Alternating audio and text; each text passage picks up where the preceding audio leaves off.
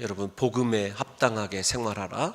사도 바울이 빌립보 교회를 향한 첫 명령형이 복음에 합당한 생활을 촉구함으로써 시작이 되는 것을 보게 됩니다. 여러분, 이 복음에 합당한 생활은 다른 것이 아닙니다. 우리가 한 마음으로 서서 한 뜻으로 복음의 신앙을 위하여 협력하는 것 한 가지와, 두 번째로는 은혜뿐만 아니라 고난도 받기를 주저함 없이 고난 받기를 사모하는 그런 믿음을 갖게 되는 것이 복음에 합당한 것이다. 이렇게 사도 바울이 이야기를 한 후에 오늘은 그러므로라고 하는 말씀을 통해서 복음에 합당한 생활에 대하여 구체적인 예를 제시를 하고 있습니다. 왜 그런가 하면은 빌립보 교회가 참 잘한 것이 어떤 것이냐면 복음에 참여하는 일과 사도 바울을 사랑하는 그 일에 대해서 처음과 끝이 지금까지 동일한 교회예요.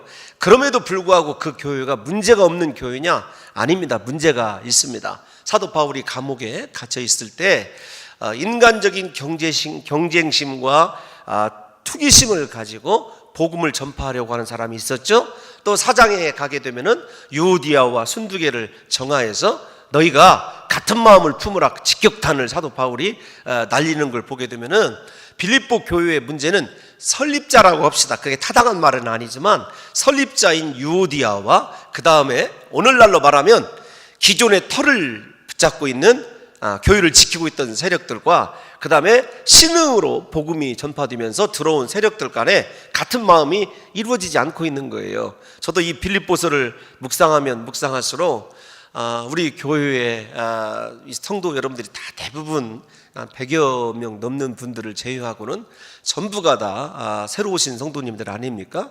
우리 그 성도님들이 같은 마음을 품고 함께 주 안에서 협력할 수 있었으면 좋겠습니다. 그걸 의도하고 빌립보서를 여러분 강의하는 건 아니라는 걸 잘 알고 있지 않습니까? 순서대로 지난 특세 때 에베소서, 그 다음에 이번 특세 때 빌립보서, 다음 특세 때 골로새서, 이렇게 그 다음에 이제 데살로니가 전후서로 이렇게 목회서신으로 이어지게 될 거라는 것을 여러분들이 잘 알고 있기 때문에 그런 오해는 안 하시리라고 이렇게 생각이 되었지만, 또 이렇게 성도 간의 심한 편차 혹은 이 스펙트럼이 다양한 교회에서 목회하는 목회자가 이 빌립보서를 바라볼 때 참 우리 교회가 오늘 드린 찬양처럼 이런 교회 되게 하소서, 이런 교회가 되었으면 좋겠다는 생각할 때 빌립보 교회를 보면 그런 거예요. 일할 때 다툼, 경쟁적으로 사도 바울과 그렇게 경쟁하는 사람이 있었고, 여자 성도들 간에 여러분 또 같은 마음이 안 돼서 사도 바울이 좀 마음으로 근심하는 일이 있고, 또 하나는 오늘 본문에 보게 되면은 이제 구체적으로 그런 이 사도 바울에 대적하려는 무리와 다르게 교회 안에서 일을 할 때 다툼과 허영으로 일하는 사람이 있었다는 것입니다. 그러니까 그리스도 예수의 십자가의 사랑을 가지고 내가 정말로 하나님의 복음을 받은 자답게 한 마음을 위해서 내 자신을 낮추고 양보하는 삶이 아니라 내가 교회에 여러분 주인인 양 행세하는 사람들 때문에 교회가 문제가 생기게 된 거죠. 그리고 사도 바울이 내린 처방은 내일 나옵니다. 주 예수의 마음을 품으라. 예수 그리스도의 마음을 품게 되면 우리에게 그리스도 예수의 심장이 전해지게 되고, 그 심장의 사랑으로 사도 바울이 이 빌립보 교인들을 사모한 것처럼 우리도 그렇게 옆에 있는 성도를 사모하고 사랑하게 되는 역사가 일어나게 되는 것 아니겠습니까? 이런 관점에서 오늘 본문을 보게 되면 참 빌립보 교회 문제가 많은 교회였다 하지만 그 교회가 그렇게 문제가 있음에도 불구하고 복음을 위한 일과 앞에서 말씀드린 대로 사도 바울을 향한 사랑과 협력이 한 번도 변하지 아니하였다고 하는 본질적인 면에서 가장 또 든든한 교회가 되었다고 하는 것은 하나님께서 아마 이렇게 생각을 해요. 지금 감옥에 갇혀있는 사도 바울이 여러분 감옥 밖에 있는 빌립보 교인들을 향하여 편지를 쓸 때 자기 옛날을 추억하고 있을 것 같아요. 순간적이지만 어떤 거냐면 빌립보 교회는 사도 바울이 감옥에서 나온 교회 아닙니까? 맨 처음에 예배 처소를, 기도의 처소를 제공받은 건 루디아의 집입니다. 그러나 사도행전 16장에 보게 되면 루디아 말고 다른 성도들은 어느 때 붙여지게 되냐면 바울과 실라가 감옥에 갇혀 있을 때 한밤중에 하나님께 기도하고 찬송했을 때 일어난 기적을 통해서 간수장들과 로마의 군인들과 공무원들이, 오늘날로 말하면 관료들이 예수를 믿기 시작한 거거든요. 그러니까 빌립보 교회 하면은 감옥과 연관이 있어요. 그래서 감옥에서 낳은 교회, 그게 빌립보 교회의 별칭이거든요. 감옥에서 낳은 교회를 향하여 사도 바울이 마지막 남아있는 그들의 문제를 해결하기 위해서 편지를 쓰는 곳이 감옥이에요. 그러니까 빌립보 하면 감옥과 연결이 되어 있는 것 아니겠습니까? 그 감옥에서 사도 바울이 오늘 이 그러므로 시작하는 이 편지를 쓰는 내용을 보게 되면 상당히 이 말씀이 우리에게 이 쉬운 말씀이지만 실천함에 있어서 우리가 꼭 반드시 이 가르침을 따랐으면 좋겠다는 생각이 들고 있습니다. 여러분, 오늘 이 본문 말씀을 제가 쉬운 성경으로 한번 읽어드릴게요. 이렇게 되어 있습니다. 그리스도를 믿는 것이 여러분에게 힘이 되고 있습니까? 그리스도의 사랑으로 위로를 받고 있습니까? 성령 안에서 서로 교제하며 친절과 동정을 베풀고 있습니까? 그렇다면 서로 한 마음으로 사랑을 나누고 한 뜻으로 하나가 되십시오. 무슨 일을 할 때 이기적이거나 교만한 마음을 갖지 말고 겸손한 마음으로 나보다 다른 사람을 더 존중해 주십시오. 자기 생활을 열심히 하면서 다른 사람이 하는 일에도 관심을 가져 내 마음에 기쁨이 넘치게 해 주십시오.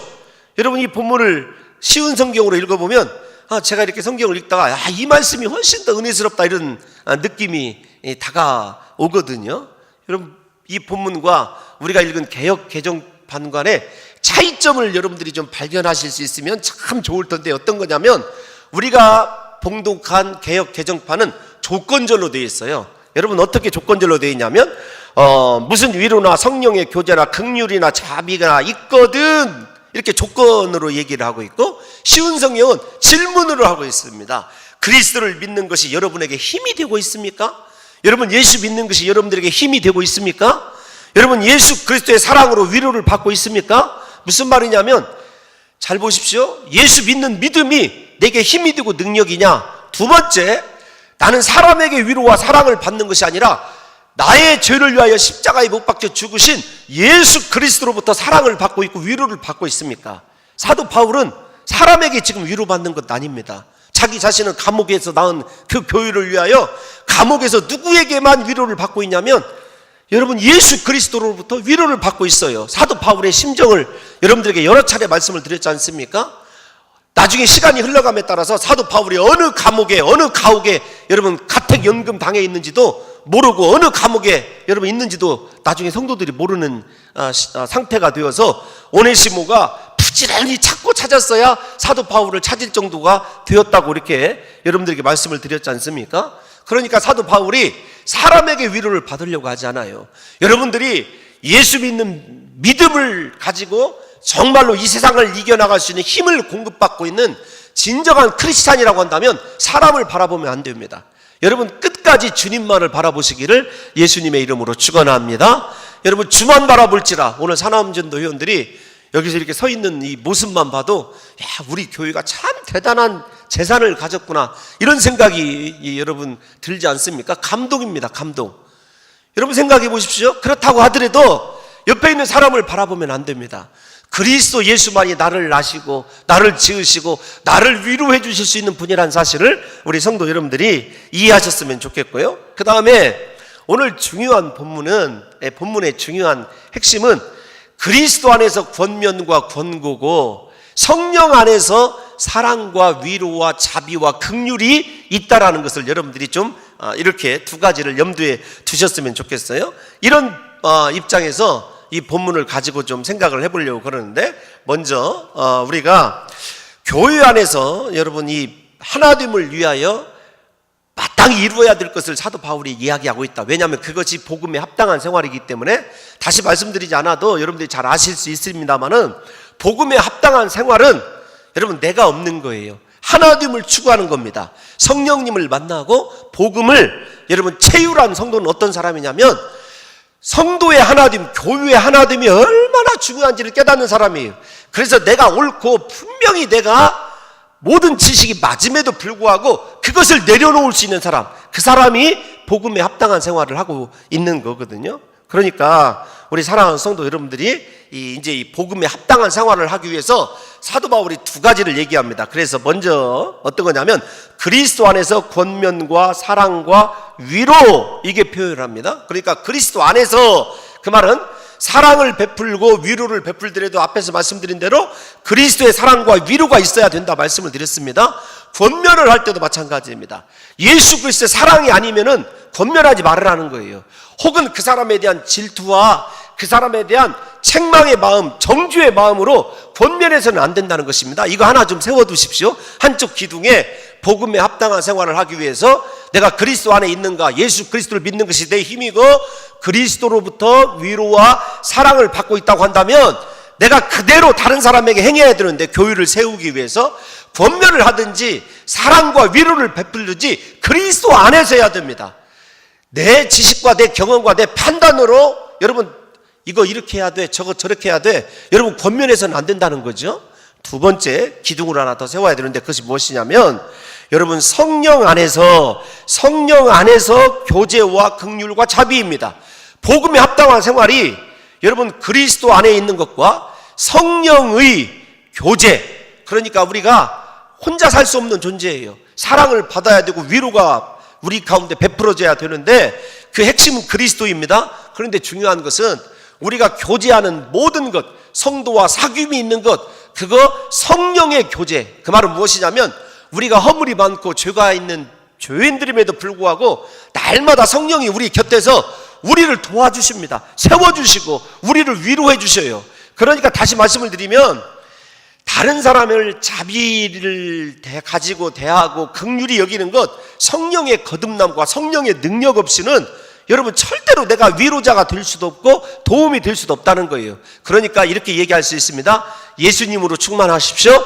성령으로 충만하십시오. 그게 복음의 생활에 합당한 생활을 해나갈 수 있는 여러분 에너지 중에 에너지라고 하는 것입니다. 우리 사랑하는 성도 여러분들과 제가 주님 오시는 그날까지 같은 마음 같은 뜻을 가지고 교회를 세우기 위해서 언제나 그리스도 안에서 권면하고 사랑과 위로를 베풀 뿐만 아니라 나 혼자 신앙생활 해서는 안 됩니다. 우리가 성령의 교제를 이룰 수 있는 귀한 교회 되시기를 예수님의 이름으로 축원합니다. 성령의 교제, 그 속에는요 세상 것이 제거된 교제예요. 그러니까 정말로 진정한 동역자, 영적인 교회를 세워가는 거장들은 성령을 체험한 사람이고 세상 것으로 교제하지 않습니다. 여러분 무엇으로 교제하냐면 주의 말씀으로 교제하고, 왜냐하면 성령이 진리의 말씀의 영이기 때문에 말씀으로 교제하고 말씀을 통해서 자기 자신이 얼마나 하나님께 사랑받을 수 없는 자임에도 불구하고 사랑받는 자임을 깨닫게 되면 다른 사람도 어떻게 여길 수 있어요? 긍휼히 여기고 자비를 여러분 베풀 수 있는 것 아니겠습니까? 요즘에 팔복을 통해서 긍휼에 대해서 여러분들과 함께 생각해 봤지 않습니까? 그렇기 때문에 여러분 우리가 교회를 세워나가는 것은 인간적인 것으로 할 수가 없어요. 복음이 무엇이냐, 나에게 구원을 주신 복음의 능력이 어떤 것이냐, 십자가의 능력이 어떤 것이냐, 그것을 깨달은 사람은 그것과 합당하게 생활합니다. 합당한 생활이 어떤 거냐면 늘 생각을 같이 하고 마음을 같이 하고 같이 협력하는 사람이 진짜 성령의 권능과 위로를 받는 거예요. 그러니까 신앙에 여러분 어떤 선교회가 되었든지 우리가 10개의 남자 전도회, 13개의 여자 전도회, 여러분 그렇게 있지 않습니까? 여러분 여러 기관 빼고요. 여러분 혼자 일하려고 하지 마십시오. 정말 혼자 일할 수 있는 탁월한 성도라 할지라도 다른 사람과 협력, 2인 삼각경기 여러분들에게 말씀드렸지 않습니까? 여러분 2명이면은 다리가 4인데 다리가 3개예요. 그 다리 3개로 달리는 그 장면을 생각해 보십시오. 언제나 낮아지고 나를 부인하고 다른 사람을 세워주는 일보다 귀한 사역은 없습니다. 내가 뒤로 빠지면서 다른 사람을 돋보이게 하는 사역보다 위대한 사역은 없습니다. 요즘에 리더십에 대해서 여러분들에게 말씀드렸지 않습니까? 요즘에는요 카리스마틱한 거 별로 좋지 못합니다. 오래가지 못합니다. 여러분 서번트 리더십, 섬기는 리더십이 여러분 가장 요즘에 각광받는 리더십 아닙니까? 어떤 사람이 우리 교회에 필요하냐면 정말로 인간적으로 생각할 때 연약하고 부족한 사람이 혹시 여러분 부족한 사람이라고 생각했는데 그 사람이 나를 만나서 자신 안에 있는 달란트를 발견하고 하나님을 죽도록 사랑하며 열심히 일하는 사람으로 만들 수 있으면 그 사람이 바로 그리스도 안에 있는 사람이고 성령의 교제를 이룰 수 있는 주의 자비와 긍휼을 베풀 수 있는 능력의 사람이라는 거예요. 사도 바울이 빌립보 교인들에게 하는 이야기가 그것 아니겠습니까? 여러분, 나 때문에 다른 사람이 살아나시기를, 세워지시기를 예수님의 이름으로 축원합니다. 여러분, 이 나무가 말입니다. 저도 늘 기도하는 게 그거 늘은 아닙니다. 하나님께 죄송하지만 여러분, 이 큰 나무 밑에서는요 작은 나무들이 자랄 수가 없어요. 근데 우리가 내가 먼저 큰 나무가 되고 내가 먼저 사람들에게 주목받으려고 하면은 잠시는 그 사람이 여러분 성공적인 신앙생활을 할 수 있는지 몰라요. 그런데 주변에 사람이 없고 주변에서 정말로 일해야 될, 그래서 제가 우리 장로님들과 나머지 지금까지 10년은 인프라를 구축하고 교회의 어떤 방향성을 제시했다고 한다면 나머지 10년은 여러분 지금 사람을 세우는데, 다음 세대를 이어갈 사람을 세우는데 집중하려고 그렇게 생각을 하고 있거든요. 여러분들에게 지금 여러 차례 말씀을 드리고 있지 않습니까? 어떤 사람이 정말 능력 있는 사람이냐? 사람을 세울 줄 아는 사람이 능력 있는 사람이에요.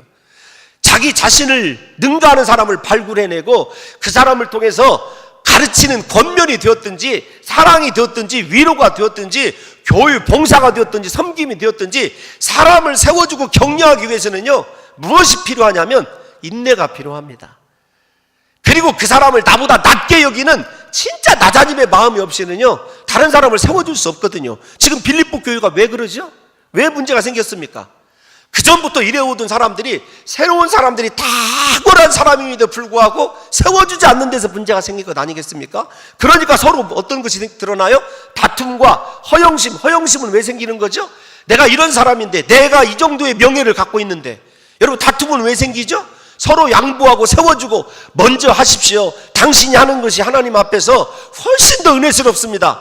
여러분 어떤 거냐면 네가 나 없이 잘 되는가 보라, 이런 마음이 아니라 진짜 그 사람이 나보다 나은 것을 알고 그 사람이 마음껏 일할 수 있도록 뒤에서 그 사람을 감싸주고, 어떤 혹시 허물이 드러난다 할지라도 그 허물이 내 것이냐 가슴 아파하면서 세워주는 그런 교회가 진정한 복 있는 교회 여러분 되는 것 아니겠습니까? 그래서 제가 우리 그 장로님들과 우리 장로님들 60이 되기 전에, 여러분 딱 60이 딱 되었을 때 정말로 우리 교회의 다음 세대를 이끌어갈, 이렇게 표현해서 죄송합니다, 싱싱하고 주 예수 그리스도의 보혈로 무장하고 말씀으로 잘 훈련받은 사람들이 요소수에 서 있고 그 사람들이 또 자기와 같은 사람들을 세워줄 수 있으면 우리 교회가 그제서야 진정한 건강한 교회에 여러분이 표본이 되는 그런 역사가 일어나게 되는 것 아니겠습니까?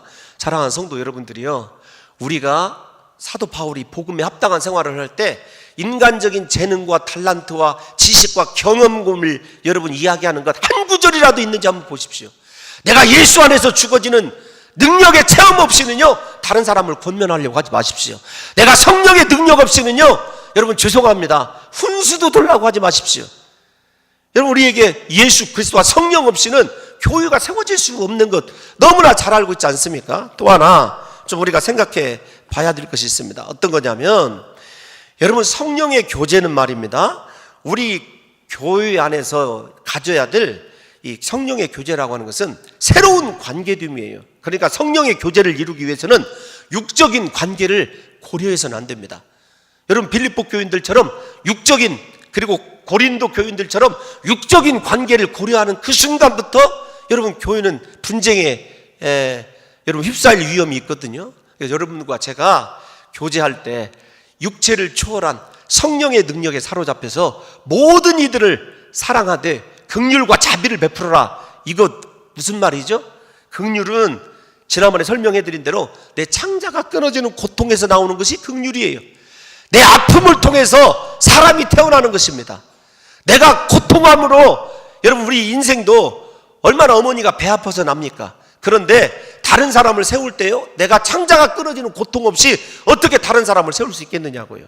부디 우리 사랑하는 봉동 중앙교회는 온 성도들이 긍휼과 자비를 여길 때 립서비스의 긍휼과 자비가 아니라 정말로 성도 한 사람 한 사람을 생각할 때 내 속에서 창자가 끊어지는 고통을 가지고 함께 기도해주고 축복해주고 세워지는 역사가 있으시기를 예수님의 이름으로 축원합니다. 우리에게는 그럴 때 같은 사랑, 같은 마음이 이루어지게 되는 것 아니겠습니까? 한 사람이 그런 고통과 죽어짐 없이 어떻게 같은 사랑, 같은 여러분 마음이 품어지게 될 수 있겠느냐고요.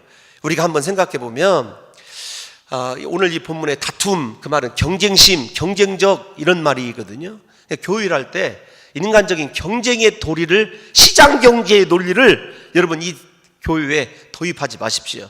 이거 우리는 시장 경제에 거꾸로 가야 됩니다. 내가 죽어져야 교회가 살고, 내가 낮아지면 다른 사람이 살 수 있습니다. 그래서 우리에게 가장 중요한 것은 나보다 남을 낮게 여기는 겸손함이 필요해요. 여러분, 겸손함이 필요합니다. 제가 글을 읽다가 어제 때마침 이런 글을 하나 읽었어요. 어떤 글을 읽었냐면 하나님을 모르는 사람이 자기를 낮추는 것은 자기 비하이다. 하나님을 알도 못하는 사람이 자기를 막 낮춘 사람은 자존감이 없는 자기 비하예요.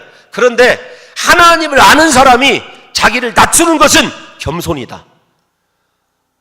제가 이 강력한 말이라 이렇게 이 뇌리 속에 우리나라 목사님이 아니라 외국 목사님이 하신 말씀인데 강력하게 제 마음속에 오더라고요. 아, 그렇구나.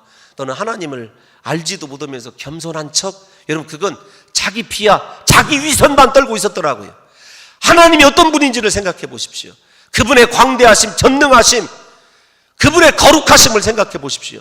그분을 알고 그분을 만나서 내가 얼마나 죄인임을 깨닫고 눈물로 그리스도의 보혈을 사모하고 씻음 받아서 나는 죽을 수밖에 없는 죄인임을, 그리스도께서 놔버리면 아무런 소망이 없는 죄인임을 깨달은 사람에게는요 진정한 겸손이 나오는 거예요. 그래서 제가 여러분들에게 성 어거스틴의, 토마스 아퀴나스가 아니라요, 성 어거스틴의 이야기 여러분들에게 여러 번 말씀드렸지 않습니까? 성 어거스틴의 수제자가 어거스틴이 죽기 전에 스승님, 저에게 참 랍비의 길을 가르쳐 주십시오. 랍비는 아닙니다만 스승의 길을 가르쳐 주십시오. 세 가지만 가르쳐 주십시오. 그러냐? 죽기 전에 가르쳐 주겠다. 첫 번째는 무엇입니까? 겸손이니라.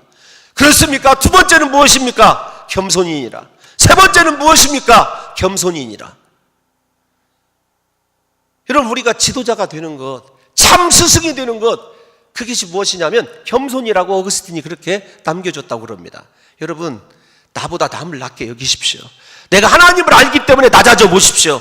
내가 하나님을 알기 때문에 용서해 보십시오. 내가 하나님을 알기 때문에 먼저 다가가 보십시오. 내가 하나님을 알기 때문에 먼저 손을 잡아 주십시오. 그 사람이 하나님과 같은 마음을 이룰 수 있는 사람 아니겠습니까? 왜 먼저 낮아지지 못하고 왜 먼저 다가가지 못하냐면 하나님을 머리로만 알기 때문에 그래요. 마지막 하나만 더 말씀을 드리죠. 제가 빌립보서를 묵상하느라 이 주일 오후 예배를 우리 부목사님들에게 3주간 좀 도와달라 이렇게 말씀을 드렸어요. 이렇게 3주간. 왜냐하면 도와달라고 얘기 안 해도 됩니다. 금요 철야 예배가 없으니까 어차피 뭐 이게 하면 되거든요. 그런데도 제가 말씀을 묵상할 수 있는 시간들이 좀 있어야 돼서 빌립보서 이게 2장 1절에서 4절을 묵상하면서 참 이 교회가, 우리 봉동중앙교회가 말입니다, 하나님이 얼마나 이렇게 그 교회를 사랑해 주시는지 오셔서 이렇게 앉아 계신 분들만 봐도 정말 대단한 분들을 하나님이 보내주세요. 저는 지금 우리 교회의 지금 모습보다 앞으로 10년 후의 모습이 참 기대가 되거든요. 여러분들에게 지금 설교를 마지막 하나를 얘기해야 되는데 그 10년을 우리가 잘 견뎌내고 서로 성령 안에서 교제하고 긍휼과 자비를 베풀고 권면을 할 때도 그리스도의 사랑으로 권면하고 또 그리스도의 사랑과 위로를 베푸는 그런 교회가 되기 위해서 어떤 것이 필요하냐, 이렇게 제가 이렇게 한마디 결론을 묵상하면서 내린 것이 있어요. 어떤 거냐면 다른 사람의 입장에서 생각하라는 거예요. 성도의 다른 사람의 입장에서. 우리 4절을 다 같이 한번 읽어보겠습니다. 시작.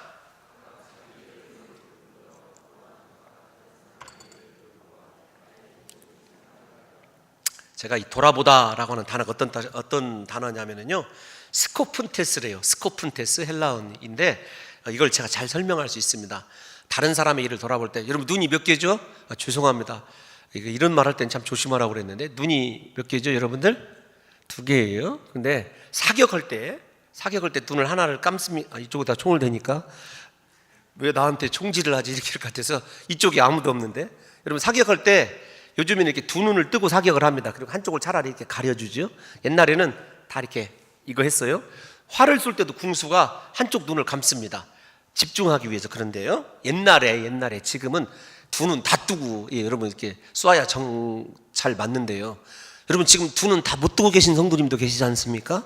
저분들은 어떤 분이냐면 지금 다른 사람을 돌아보기 위해서 목사님 무슨 말씀입니까? 나는 한쪽 눈만 감는 게 아니라 두 눈을 다 감은 사람입니다.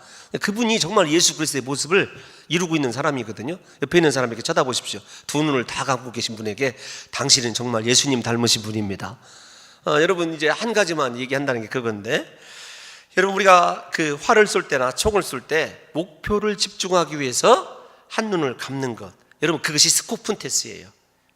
다른 사람의 일을 돌아보라 그럴 때 여러분 어떻게 해가는지 하면, 상대방의 입장을 생각하기 위해서 우리 자신을 향한, 그리고 또 내 판단과 기준에 눈을 감아버리는 거예요. 이해가 가십니까? 이 돌아보라 그 뜻이 무엇이냐면, 다른 사람을 바라볼 때 한쪽 눈을 감아라 그 뜻입니다. 근데 그 한쪽 눈을 감으라는 말이 어떤 말이냐면, 그 사람을 바라보지 마라 그 뜻이 아니라 네 기준에, 네 생각에, 네 판단에 눈을 감아버리라 그 뜻입니다. 정말 헬라어가 얼마나 여러분 오묘한지 몰라요. 여러분 우리의 삶 속에서 인간관계에 문제가 생기는 것은, 다른 사람의 사정은, 자라온 신앙의 배경이나 문화는 생각지 않고 오로지 자기 기준에서 생각하고 자기 기준에 의해서 행동하기 때문에 그렇습니다. 감아야 될 내 눈을 감아버리지 아니하고 다른 사람의 눈은 감아버리고 내 눈만 크게 뜬 경우가 여러분 반대의 경우이죠. 우리의 목표의 집중은요, 모든 사람이 자기 일을 잘 돌볼 뿐만 아니라 다른 사람들의 일도 돌보고 섬길 줄 아는 데까지. 여러분 이 말을 제가 쉽게 설명해 드릴 수 있습니다. 자기 앞가림을 해야 다른 사람의 여러분 뒷가림이라도 해줄 수 있는 것 아니겠습니까? 잘한다 하고 여러분에게 못해서 죄송합니다. 자기 앞가림도 못하면서 남의 일은 왜 그렇게 간섭을 잘하는 거예요? 자기 신앙은 여러분 제가 보면 참 우습지도 않은 신앙생활 하고 있어요. 그런데 다른 사람에게 가서 가르치고 전하려고 할 때는 얼마나 여러분 날카롭고 막 이 속이, 제가 이런 표현을 빨리 설교를 마쳐야 되는데, 여러분 날카로운 칼에 이렇게 손 베어보셨습니까? 칼에? 저 베어본 적이 있습니다. 그런데 그건 좀 싹 하고 그만두는데, 아니 이 A4 용지 있지 않습니까? 종이에다 손을 베어보신 적 있으세요? 그거 되게 기분 나쁩니다. 아픔은 아픔인데 기분 나쁜 아픔이에요. 이거 내가 다 잘 드는 날카로운 칼이어서 나도 다른 것도 벨 수 있으면 괜찮아요. 그런데 정말로 이 종이에 베는 것처럼 기분 나쁜 뱀, 자기 일도 못하면서 하나님 앞에 그리스도의 십자가에 못 박혀 죽은 경험도 없고 예수 그리스도를 정말로 사랑해 본 적도 없고, 죄송합니다 한 번만 표현을 할게요, 목회자에게 사랑받은 사랑의 경험도 없으면서, 그러니까 이 상처가 다 드러나요. 불쌍해요. 하나님 저 나이 되도록 목사에게 사랑도 얼마나 받아보지 못했으면 저럴까요? 하나님 사람에게 사랑을 얼마나 받아보지 못했으면 저럴까요? 하나님 나의 일을 바쳐라, 그 말은 사역의 경험이 아닙니다. 그리스도 예수 안의 관계와 성령의 관계를 점검해 보라는 거예요. 네 안에 성령이 살아계시느냐, 그리스도의 말씀이 있느냐, 십자가의 능력이 있느냐, 그 다음에 성령의 거듭남이 있느냐, 성령이 너를 얼마나 긍휼히 여기는지 네가 알고 있느냐, 네 일을 잘하고 난 이후에 다른 사람의 일도 돌보라, 그 뜻이거든요. 두 번째로는 이 말이 이런 데서 출발하지만 부지런한 데야 됩니다. 다툼이나 경쟁이 아니라 예수님을 사랑하면 나를 완성시켜놓고 다른 사람을 섬기는데 집중할 수밖에 없어요. 그 다음부터는 자기가 드러나지 않습니다. 나를 통하여 다른 사람이 세워지고 다른 사람이 높임받고 다른 사람이 하나님 앞에서 위대하게 사용받는 그것이 인생의 상급이고 면류관으로 여겨지는, 그럴 때 이 사람이 정말로 자기 일을 완성한 사람이에요. 제가 가끔 저를 가르친 스승 목사님에게 전화를 받습니다. 원래 주일학교 저희 가르치셨던 분이고 장로님들께 훈련받았던 분이 홍 목사 생각하면 너무 감사해. 봉동중앙교회 생각하면 너무 감사해. 날마다 기도하시거든요. 우리 교회를 위해서 자기 목표도 있습니다만 12시부터 나가서 기도를 하십니다. 기도하실 때 제일 첫 번 기도 우선순위가, 저는 여러분 제가 그분을 몇십 년 경험해 살았는데 봉동중앙교회예요. 제자가 그래도 목표한다고, 그 제자가 하나님을 해서 그 제자의 교회가 부흥한다고, 그것이 인생의 면류관이고 상급처럼 여겨서 너무도 기쁨으로 그러고 여러분 다니시는 목사님, 제가 생각할 때마다 참 너무 힘이 되거든요. 위로가 됩니다.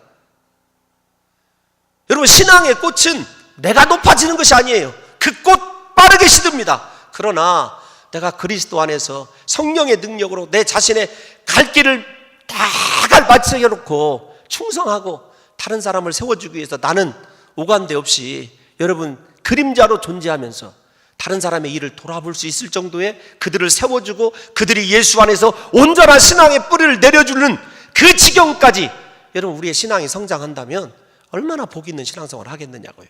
사랑하는 성도 여러분들이요, 이 새벽에 주님, 내게서 다툼과 헤엄이 사라지게 도와주옵소서. 내가 예수님의 십자가에 온전히 죽게 도와주옵소서. 하나님, 다른 사람을 정죄하고 판단하는 것이 아니라 하나님, 다른 사람에 대해서는 여러분 온전히 긍휼과 위로의 눈을 뜰지언정 내 생각과 내 뜻은 완전히 감아버릴 수 있는 그런 능력 있는 성도가 되심으로 말미암아 우리 교회 온 성도들이 내일 살펴보게 될 주 예수의 마음을 품는 귀한 역사가 있으시기를 예수님의 이름으로 축원합니다. 하나님 아버지, 우리를 주의 도구로